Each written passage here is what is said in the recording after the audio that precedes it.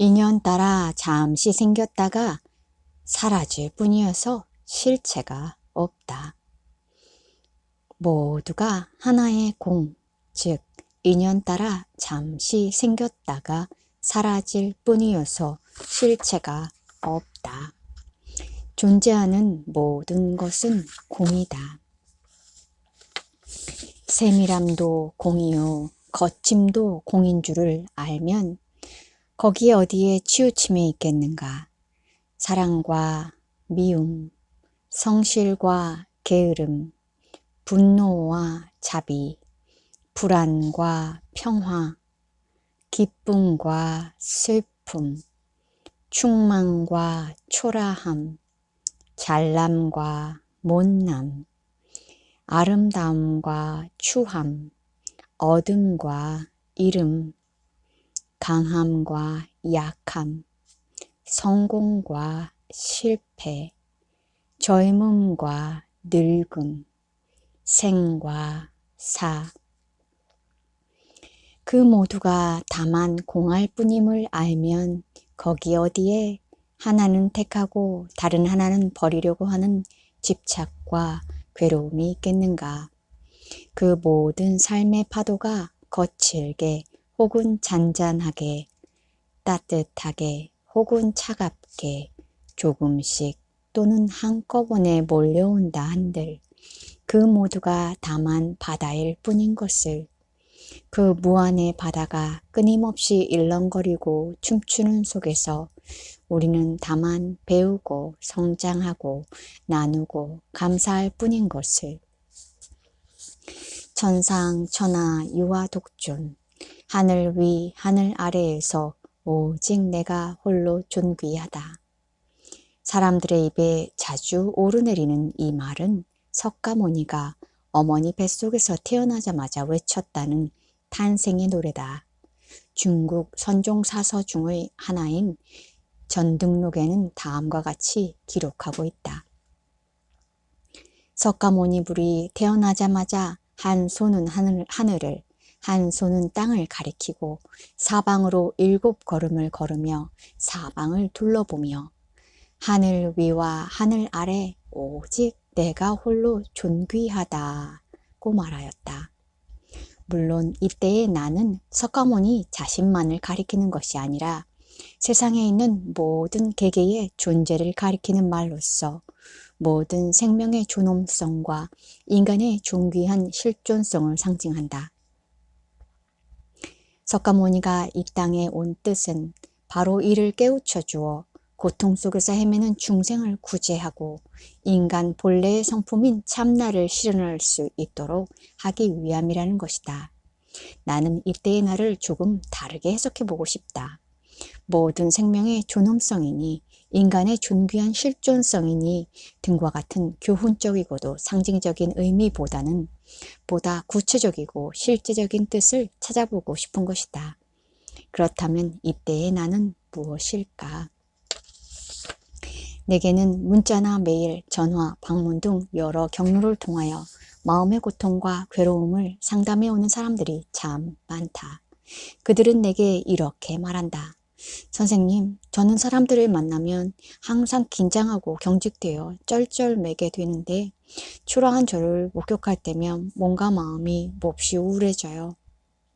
말을 더듬는 것 때문에 괴롭습니다. 부정적인 생각이 너무 많이 올라와서 힘이 듭니다. 얼굴이 붉어지고 사람들과 시선을 마주치지 못하는 저 자신이 너무 한심스럽습니다. 이 외로움을 견딜 수가 없어요. 함께 사는 시어머니가 너무 미워요. 그럴 때마다 심한 죄책감에 사로잡힙니다. 대인 공포 때문에 친구 결혼식에 가지 못했어요. 마음이 너무 불안합니다. 그때마다 나는 애틋하게 이렇게 대답한다. 당신의 몸과 마음이 우울해지는 것은 사람들을 만났을 때 경직되고 긴장하고 쩔쩔매기 때문이 아닙니다. 오히려 그런 자신을 있는 그대로 받아들이지 못하고 저항하고 거부하는 바로 그 마음 때문입니다. 그러니 한순간이라도 그 마음을 내려놓고 경직되고 긴장하는 자신을 그 순간 있는 그대로 받아들여 보십시오. 진실로 그렇게 할 수 있을 때 삶의 질적인 변화와 이완은 저절로 당신을 찾아올 것입니다. 당신이 원하는 모든 것은 바로 지금 이 순간의 받아들임 속에 있답니다. 실제하는 것은 오직 현재밖에 없습니다. 그런데 당신은 말을 더듬거나 얼굴이 붉어지는 현재는 받아들이지 않고 그것이 사라져 없어진 순간만을 바라고 있으니 괴로움이 그치질 않는 겁니다. 당신의 삶 속에서 현재를 빼버리거나 건너뛰려고 하지 마십시오. 오히려 현재를 있는 그대로 껴안을 때 당신이 꿈꾸는 마음의 평화와 당당함은 스스로 찾아올 것입니다. 그렇듯 진정한 치유는 오직 현실 속에서만 가능한 일이랍니다. 부정적인 생각이 문제가 아니라 그것을 잘못된 것으로, 그런 생각을 해서는 안 되는 것으로 여기는 당신의 마음이 오히려 힘겨움을 일으킨답니다. 마음의 빗장을 풀고 앞으로 한 달만이라도 안으로 올라오는 모든 부정적인 생각들을 끊임없이 그리고 무조건 허용해 보십시오. 그러면 부정적이라는 판단과 분별은 저절로 사라지고 다만 생각일 뿐 아무것도 아니었음을 그제야 비로소 깨닫게 될 것입니다.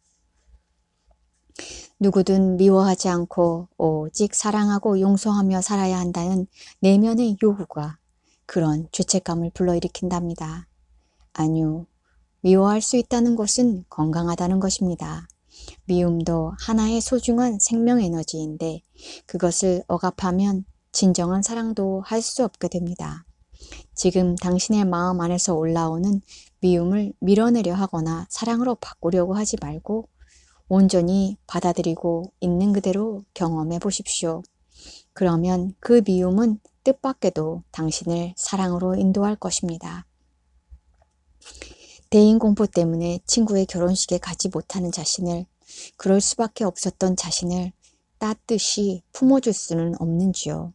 지금 그렇게 웅크리고 있는 자신을 또다시 못났다고 초라하다고 스스로 내치지 말고 함께 부둥켜 안고 그 아픔을 진정으로 받아들이며 울 수는 없는지요. 만약 그렇게 할 수 있다면 그 울음 속에서, 그 함께함 속에서, 그 포옹 속에서 어쩌면 모든 것을 얼음처럼 얼려버리던 대인공포도 봄눈 녹듯 녹아내릴 것입니다. 우리의 영혼을 자유롭게 하는 것은 저항이 아니라 바로 그런 사랑이기 때문입니다. 모든 것은 100%가 되었을 때 질적인 변화가 일어납니다. 불안으로부터 영원히 벗어날 수 있는 유일한 길은 바로 그 불안 속에 있답니다. 그러므로 불안을 벗어나려는 모든 노력과 몸짓을 정지하고 지금 당신을 찾아온 그 불안 속으로 들어가 그것과 하나가 되어 보십시오. 그때 당신은 문득 무어라 설명할 수 없는 평화 속에 이미 들어가 있는 자신을 발견하게 될 것입니다. 천상천하 유아독존의 나는 곧 매순간 있는 그대로의 나를 가리킨다. 천상천하 유아독존의 나라는 것은 곧 매순간 있는 그대로의 나를 가리킨다. 사람들을 만나면 언제나 긴장하고 경직되는 나, 말을 더듬는 나, 부정적인 생각이 끊임없이 올라오는 나, 얼굴이 붉어지고 시선을 어디에 둘 줄 몰라 안절부절 못하는 나, 이 세상에 홀로 버려진 것 같은 외로움에 늘 슬프고 아픈 나, 시어머니를 사랑해 보려고 아무리 노력해도 또다시 미움과 죄책감에 사로잡히는 나, 대인공포 때문에 꼼짝달싹하지 못하는 나, 이해할 수 없는 불안으로 늘 동일한 힘겨움에 빠져버리는 나 말이다. 바로 그런 나가 하늘 위, 하늘 아래에서, 바로 그런 나가 하늘 위, 하늘 아래에서 가장 존귀한 존재라는 것이다. 그런데 우리는 그런 나를 조금도 존귀하게 생각하지 않는다.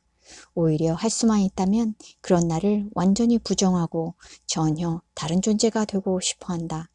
자신이 불행한 것은, 그리고 자신의 삶이 몹시 힘든 것은 바로 그런 초라하고 부잘것없고 못난 나 때문이라고 생각하고는 그런 자신의 스스로 부끄러워하고 수치스럽게 여긴다. 그래서 그토록 끊임없이 있는 그대로에다가 아닌 남이 되려고 몸부림치는 것이다. 우리의 삶이 괴롭고 고통스러운 진짜 원인은 바로 여기에 있다. 자신이 자신을 무시하고 멸시하고 있다는 것. 자신이 자신을 무시하고 멸시하고 있다는 것. 다시 말해 하늘 위 하늘 아래에서 가장 존귀한 나를 스스로 짓밟고 부정하고 업신여기기 때문이다. 그러니 어떻게 고통이 우리 안으로 성큼 걸어 들어오지 않겠으며 오래도록 우리의 마음 안에 머물지 않겠는가. 승찬 스님은 말한다. 우리 안에서 세밀함과 거침을 나누어 보지 않는다면, 그렇게 우리 안을 둘로 나누어 놓고 하나는 버리고 다른 하나는 취하려고 하지만 않는다면, 거기 어디에 고통과 괴로움이 머물러 있겠는가라고. 나는 자신의 노력과 수고를 통해서 존귀한 존재가 되는 것이 아니다. 진정한 존귀란 그런 것이 아니다. 우리 모두는 지금 이대로 무한히 그리고 무조건적으로 존귀한 존재다. 그러니 나를 있는 그대로 받아들이라. 삶이 우리에게 준 가장 위대하고 큰 축복인 나를 스스로 거부하거나 외면하지 말라. 나는 나 자신으로부터 사랑받기 위해 태어난 존재다. 그리하여 모든 거부와 저항과 외면을 내려놓고 매 순간 있는 그대로의 나와 온전히 하나가 된다면, 그렇게 매 순간 있는 그대로 존재할 수만 있다면 그때 우리는 비로소 진실을 보게 될 것이다. 우리가 늘 얻고 싶어하고 누리고 싶어했던 모든 참되고 아름다운 것들은 이미 처음부터 우리 안에 완전히 갖추어져 있다는 것을.